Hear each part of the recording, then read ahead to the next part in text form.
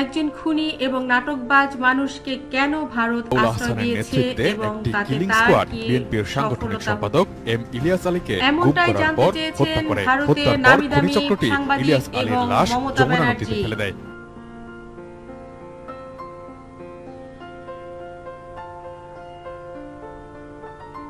আর এই গুম ও হত্যার নির্দেশদাতা ছিলেন তৎকালীন প্রধানমন্ত্রী শেখ হাসিনা।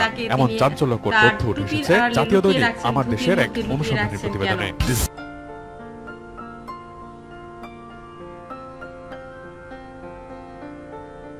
প্রতিবেদন অনুযায়ী 2012 সালের 17 এপ্রিল সন্ধ্যার পর দলীয় নেতাকর্মীদের নিয়ে ইলিয়াস আলী সভা করেন তৎকালীন শেরাটন হোটেলে। সভা শেষ করে রাত 11টায় তিনি বের হয়ে গাড়িতে করে বাসায় যাচ্ছিলেন।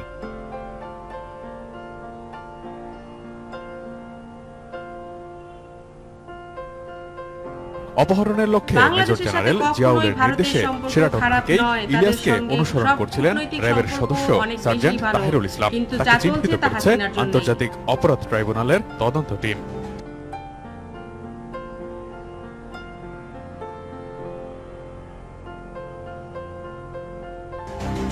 তিনি সেই কন্যা যিনি তার বাবার আন্তর্জাতিক অপরাধ ট্রাইব্যুনালে 164 ধারায় তাহিরুল স্বীকারোক্তিমূলক জবানবন্দি দেন।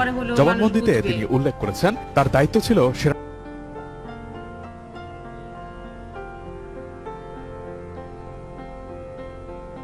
থেকে ইলিয়াসকে অনুসরণ এবং বেতারবার্তায় গতিপথটি জিয়াউল স্যারকে জানানো। নির্দেশনা অনুযায়ী তিনি ইলিয়াস আলীর গাড়ি অনুসরণ এবং প্রতিটি মুহূর্তেই গাড়ির গতিপথ জিয়াকে অবহিত করেন।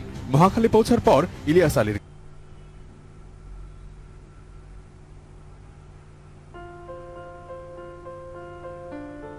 গাড়ি সরাসরি অনুসরণ করতে শুরু করে। মহাখালী জলখাবার হোটেলের অদূরে বনানীর 2 নম্বর সড়কে ইলিয়াসের গাড়িকে ধাক্কা দিয়ে থামানোর পর ড্রাইভার আনসার সহ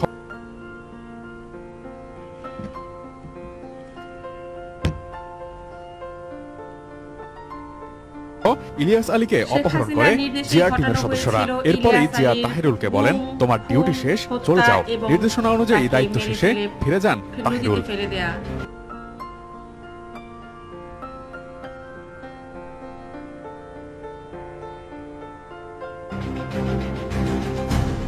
আন্তর্জাতিক অপরাধ ট্রাইব্যুনালের তদন্ত সংশ্লিষ্ট সূত্রের কথা উল্লেখ করে প্রতিবেদনটিতে বলা হয়েছে, ইলিয়াস আলীকে অপহরণের পর হত্যা করা হয়েছিল। হত্যার পর তৎকালীন র্যাব কর্মকর্তা এবং পরবর্তী সময়ে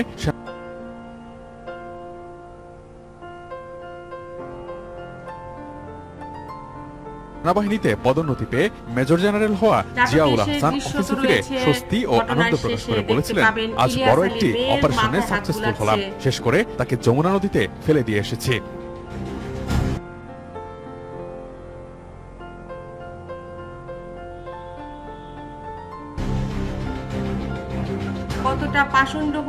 ইলিয়াস আলী গুমের তদন্ত করছে গুম কমিশন। গুম তদন্ত কমিশন সূত্র জানায়, শেখ হাসিনার নির্দেশেই ইলিয়াস আলীকে গুম এবং খুন করা হয়েছিল। শেখ হাসিনা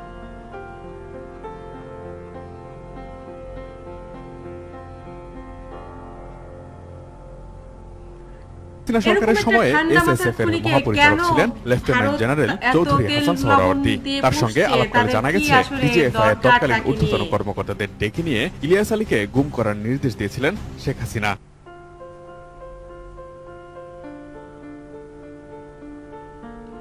অথচ পরবর্তী সময়ে ইলিয়াস আলীর স্ত্রীকে ডেকে এনে নাটকও করেছিলেন তিনি। 2 পুত্র ও শিশুকন্যাকে গণভবনে ডেকে সন্তানদের মাথায় হাত বুলিয়ে সান্ত্বনা দিয়ে শেখ হাসিনা বলেন, অভ্যন্তরীণ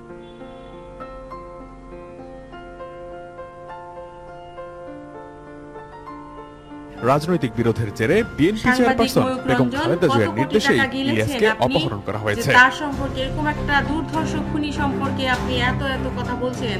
শেখ হাসিনার সঙ্গে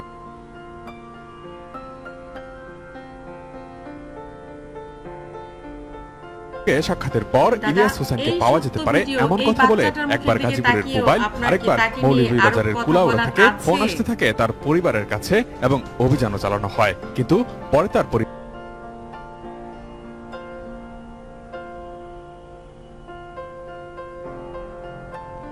এবার জানতে পারে তাদেরকে বিভ্রান্ত করতেই এসব পরিকল্পিতভাবে করা হয়েছে। আর কি তাই ঘটেছে, সেটাও যদি ঘটে থাকে, কিন্তু ময়ূখ রঞ্জনের কি ঘটলো?